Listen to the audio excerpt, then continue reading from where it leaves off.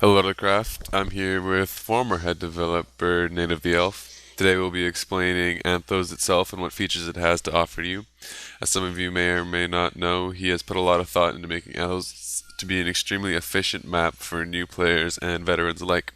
Say hello, Native. Hello, greetings.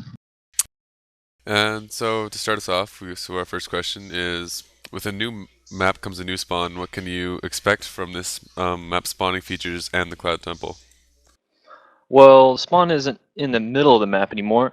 We've moved it to the western shore, and players will spawn there only when they first join the server and haven't changed their soulstone location. There'll also be most likely a place for new players to get acquainted with plugins and other rules. There's little areas set out for them to talk to NPCs or read signs. So I'm not sure if any of you have ever played the game RuneScape, but the tutorial island it used to have. I'm not sure if you've ever played it before. no, I haven't actually. Oh, we'll have like a big tutorial island, and you'd have to go walk through it, and it would just show you different game mechanics and all that. Is that something like it would have? Yeah, it's kind of like that. Yeah, there's like little platforms set out for people to go to, and I'm sure there'll be signs that'll lead you to kind of tell you what kind of things you'll be learning. So if you had already well acquainted with them, you could most likely skip them. But it'll be on the map Oh, I see. and not its own landmass or anything prior. And will each race have its own maybe designated spawning area, or will it all just be a jumbled pile? I think eventually, once you've spawned at the temple itself, I think because as a new player, as a new character, you'll have to start at the temple where you've been returned to your soulstone.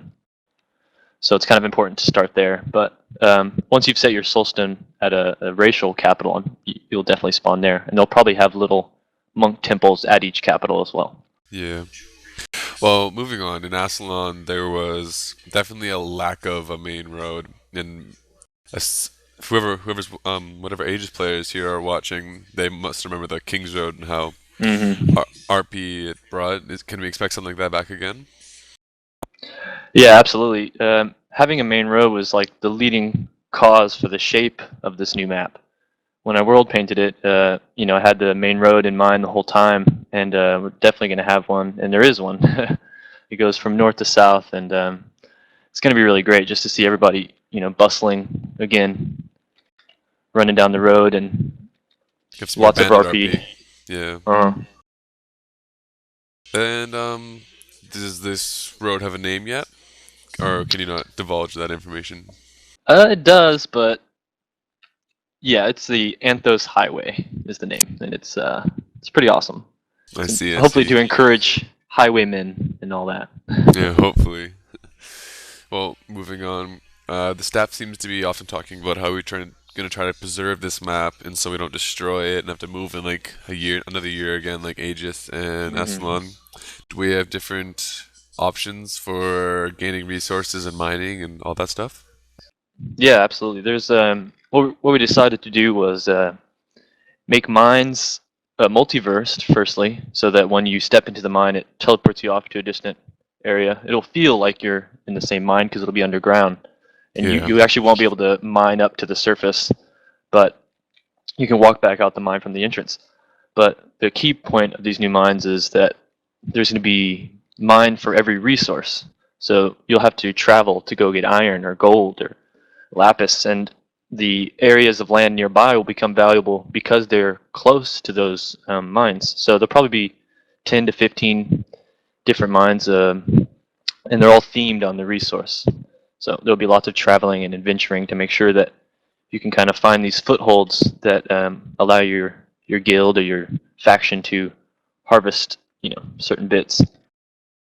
For this resources, could we assume that maybe some kingdoms like Salvis would maybe get a farming monopoly-ish? Like not they Oh would yeah, only for mine, but farming and all that, I'm not like sure about. mining dwarves and stuff. And like, Yeah, absolutely. Like depending on where you are on the map, you'll have resources closer to you, and there won't be, if you're a human or if you're an orc, whatever, you won't have access to every resource like you did before, where you could just enter a mine and there was gold, lapis, redstone, everything you could ever need. And now with 3.0, you'll actually have to, go and trade with people that have the land nearby and all that. So Some more kingdom interaction RP more besides just interaction and more traveling, which would be good because that main road will just be busier and busier. yeah. And so moving on, will there be VIP plots brought back to this, and will they work? I think pretty much what we're going with is no longer will there be any VIP plots actually, but there are Okay.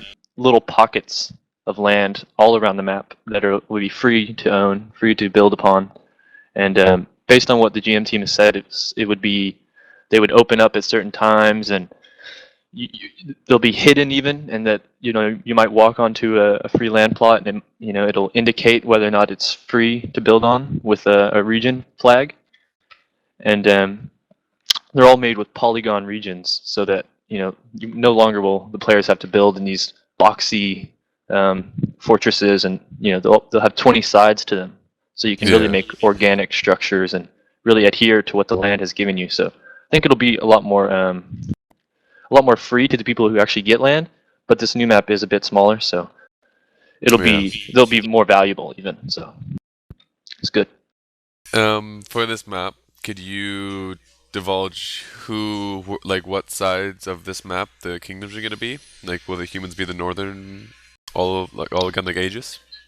Oh, well, I don't know if I want to talk too much about that because I do want people to be surprised, but Yeah, yeah. Okay, I got you. And for our final question of the day, how will the wilds work? Will it be on the outer borders again, like it's been traditionally?